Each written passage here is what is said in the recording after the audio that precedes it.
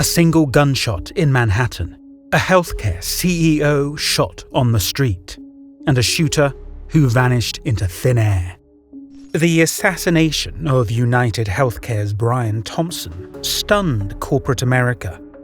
But, as investigators would discover, this was no random act of violence. Through surveillance footage, forensic evidence, and a chilling manifesto, they would uncover the story of an Ivy League graduate whose personal trauma transformed into a deadly mission. How did a devastating back injury set Luigi Mangione on a path toward murder? What emerges is a disturbing portrait of ideological extremism in modern America, where healthcare debates turned deadly and corporate success became a death sentence. In the end, this case raises an unsettling question. In a nation divided by healthcare politics, could this happen again? A crisp December morning in Manhattan, the kind of day when business executives hurry between meetings, tourists snap photos of holiday decorations, and the city pulses with its usual frenetic energy. For Brian Thompson, CEO of UnitedHealthcare, it was supposed to be another routine day at the office. Instead, it would become his last. The first gunshot pierced the morning air outside the Hilton Hotel in central Manhattan. A single shot to the back. No warning, no confrontation. Just the calculated execution of one of healthcare's most powerful figures. What began as a manhunt for an unknown assailant would soon unveil a disturbing portrait of premeditated revenge. The shooter wasn't a random criminal or a desperate person seeking quick financial gain. He was Luigi Mangione, a 26-year-old Ivy League graduate with no prior criminal record. For 5 days, as Thompson's killing dominated headlines and sent shockwaves through the corporate world, Mangione moved like a ghost through the northeastern United States. The breakthrough came from an unlikely source, an alert McDonald's employee at Altoona, Pennsylvania, who recognized the masked man sitting alone at a back table, intently focused on his laptop. When police arrived, they found their suspect hiding in plain sight, wearing a blue medical mask and clutching a backpack that would later prove crucial to the investigation. Asked for identification, Mangione produced a forged New Jersey driver's license, one of several counterfeit IDs he carried. The contents of his backpack told the story of a meticulously planned assassination. A 9mm handgun with a 3D printed receiver, a homemade suppressor, and most damning of all, the handwritten manifesto that would lay bare his motivations. After brief resistance, Mangione surrendered his false identity, finally speaking his real name to the officers who would end his 5 days of freedom. The evidence revealed a chilling truth.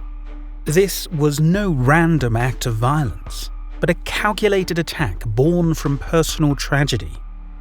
At the crime scene, investigators discovered shell casings reportedly inscribed with 3 haunting words: deny, defend, and depose. A grim echo of a scathing critique of the insurance industry titled Delay, Deny, Defend. Surveillance footage and the carefully chosen murder weapon completed the portrait of an educated man whose frustration with the healthcare system had twisted into a deadly mission. In an era of mounting healthcare costs and growing public frustration with the American medical system, this case would force society to confront uncomfortable questions about the intersection of personal grievance and systematic issues. On the surface, Luigi Mangione embodied the American dream of academic achievement. A 26-year-old Ivy League graduate with a promising future ahead. But beneath that polished exterior lay a man consumed by pain, both physical and psychological. Born and raised with privileges that many only dream of, Mangione carried a hidden burden since childhood. Spondylolisthesis, a painful spinal condition that would eventually consume his life. In 2022, a seemingly routine surfing accident became the tipping point, severely aggravating his condition and triggering a cascade of debilitating symptoms. Chronic pain and numbness radiated through his lower back and legs, slowly eroding his ability to lead a normal life. By mid-2023, Mangione underwent spinal fusion surgery, a procedure that initially promised relief but ultimately marked the beginning of his psychological descent. The surgery's aftermath brought a new battle. His insurance company reportedly refused to cover the costs, plunging him into both financial and emotional turmoil. Friends watched helplessly as he withdrew from social circles, his isolation deepening with each passing month. He just disappeared into himself, one friend recalled. What the medical records couldn't capture was the toll this took on his mental state. Failed attempts at dating, abandoned hobbies, and a growing sense of alienation from the life he once knew. Like the Unabomber before him, Mangione channeled his disillusionment into extensive writings. His notebook entries showed a mind steeped in the works of healthcare critics, from Michael Moore's documentaries to Elizabeth Rosenthal's exposés of the American medical system. Each page revealed deeper layers of resentment toward what he called the most expensive healthcare system in the world. Meanwhile, Brian Thompson represented everything Mangione had grown to despise. As CEO of UnitedHealthcare, Thompson was a skilled executive who had risen through corporate ranks to lead one of America's largest health insurance companies. To his family, he was a husband and father who never missed his children's important moments, despite his demanding career. Those who knew Thompson describe a man dedicated to both his company's success and its role in American healthcare. He genuinely believed in making healthcare more accessible, recalls a former colleague. But to Mangione, Thompson had become a symbol of everything wrong with the system. As December 2024 approached, these two disparate lives were set on a collision course. One man's commute to the office would become another man's moment of twisted revenge. Justice arrived swiftly in the Manhattan courtroom, as Luigi Mangione faced an unprecedented array of charges. 11 state charges, including first-degree murder with special circumstances, paired with federal prosecution for murder using a firearm and stalking. The maximum penalties: life without parole at the state level, with federal charges potentially carrying the death penalty. The prosecution's case appeared ironclad. Surveillance footage tracked the killer's movements. The murder weapon was recovered.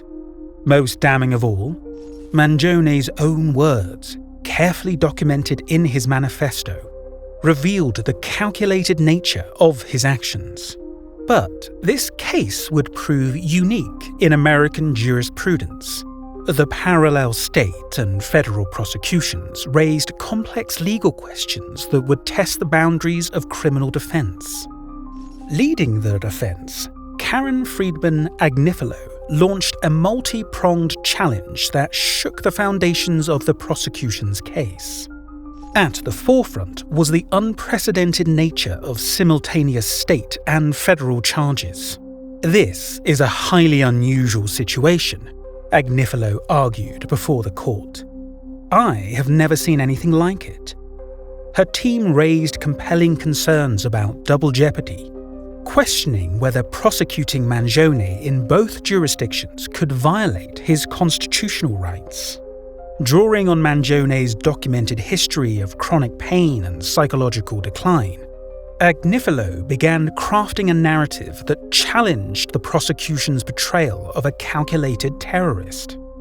Instead, she painted a portrait of a man driven to desperation by a broken healthcare system and debilitating medical condition. The prosecution's evidence of premeditation, the notebook entries, the planning, the carefully chosen weapon, would face scrutiny under a new light. Were these truly the calculated actions of a terrorist, or the desperate measures of a man in crisis? With extensive media coverage potentially influencing public sentiment, the defense argued that their client's right to a fair trial hung in the balance. As similar cases have shown, when ideology drives violence, the legal system must balance justice with deeper societal implications. Never before had the nation's healthcare debate sparked such a direct act of violence against an industry leader. For the Thompson family, no verdict can restore what was lost. Yet in the court of public opinion, a disturbing narrative has emerged. Social media exploded with hashtags like Free Luigi and Eat the Rich, as hundreds of thousands rallied behind Mangione's cause. But what some saw as cold-blooded murder, others reframed as vigilante justice against a broken healthcare system. The phenomenon sparked alarm among experts, who warned of a dangerous trend: the normalization of political violence through social media. As fundraisers for Mangione's legal defense garnered substantial support before being shut down, and lookalike contests celebrated his image, the line between justified grievance and criminal action began to blur in the public consciousness. This case has become more than a murder trial. It's a mirror reflecting deep societal fractures. While Thompson's death leaves a family in mourning, Mangione's actions have sparked a troubling wave of anti-corporate vigilante worship. Every crime has a story. Every story has a lesson.